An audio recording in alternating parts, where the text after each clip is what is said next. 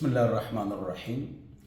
خاوند که غریب وي که د 100 روپو وي خو د 100 ورونو ښه وي. د دې مطلب دا دی چې خاوند به دې وساتي، نرمي ګرمي راځي، خو چې ورونه واده وکړي بچي وشي بیا خور ته هغې روزګار نه وي چې کور کیني او د هغې خرچه خیال عزت د هغې خیال وساتي. نو کورونه مه تباه کوئ. څخر خواښې زیاتې کوي، خاوند غصې کوي، کور حالت لږ پتلی کمزوري، نو کور آباد ساته. خاوند هم ظلم دی نه کوي، زیاتې دی نه کوي. ښځې سره چې څوک زیاتې کوي خدای پاک بار په هغه مصیبتونه راولي په هغه سړي باندې. د ګناه وجې تکلیفونه راځي، نو خدای پاک په دې دنیا کې شرمۍ او بېعزته کوي چې کم یو کس ښځې سره زیاتې کوي، ظلمونه کوي په ناجایزه. او بله خبره دا ده، زما محترمو غور سره خبرې ته غوږ کېدی، ښځې له هم پکار دي چې د خاوند خبره مني او خدمت،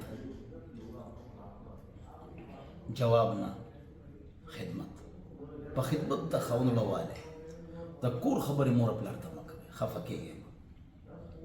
او تقوا د ګناهونو وجې پریشانۍ راځي، د ګناهونو وجې پریشانۍ راځي، د ګناهونو وجې پریشانۍ راځي، خفه کېږو به نه. نو تقوا ځان کې پیدا کړئ او کور آباد ساتئ. ما ته زنانه ټلیفون کوي نو وایي چې کور مو آباد شي. کور یم یم په خپله راغلی که خاوند رالېږلی وي په خپله راغلی یم اوس په خپله ځئ، که خاوند رالېږلی نه به راتلی، که په زوره کور ته راویشتې دروازه کې به ناسته وې، الا چې د قتل خطرې خو بېله خبره ده، راتلل ته پکار دي. نو کور آباد کړي، خاوند به هم ظلم نه کوي، خدای پاک په هغه پریشانۍ راولي، ښځه هم زیاتې نه کوي، کني خدای پاک یې نور په خټو کې اچوي. ما د یو ښځې دویم دریم کور آباد نه دی لیدلی چې آباد شوی دی. هغه یې تانه ورکوي، کور کو جګړه راځي وي تا خو مخکې کور هم تباه کړی دی، بس جګړه شروع شي. نو بهرحال د ګنو نه ځان بچ کوئ، کور آباد کې. دا سخر خو اخیچي که نه، دا سخر خو اخیچي وي دا مړه شي، خدای ورله ډېر عمر ورکړي خو مړه شي، بچي لوی شي 20 سال 25 سال عمر شي، نو کور بیا آباد هم شي او د ښځې بیا اوچت والي، د ښځې عزت دی. او ښځه بلکې الټه په خاوند بیا غوسې کوي، خاوند چې ځکه چې د هغې پارټي مضبوطه شي.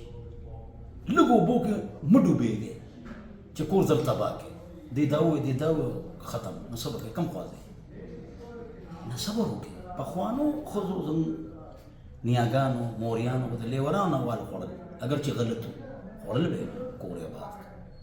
وایي کله د ابا وار کله د ابۍ وار. ستا عزت او عظمت په دا وي چې بچي د 100 کالو شي، یو ته غوسې کې کور مه بربادوئ، صبر کوئ. زما لوریانو خوریانو خفه کېږئ نه. او دا ژوند خو مختصر د 15 کاله ژوند دی. نیم مونږ اوده کېږو 30 کاله، 15 کاله بوډاوالي ته وباسه، 15 کاله ته ماشوموالي وباسه، 20 کاله عمر دی بس.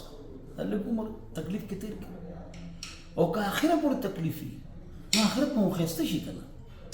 خو کور مه پرېښود، یا لږ اوبو کې ډوب شوی، یا خاوند جدا کومه، نو ډېر مسایل به تاسو ته بیا د دې نه ډېر مسایل به تاسو ته راځي. الله یې زنګ په لوډیانو خوریانو باندې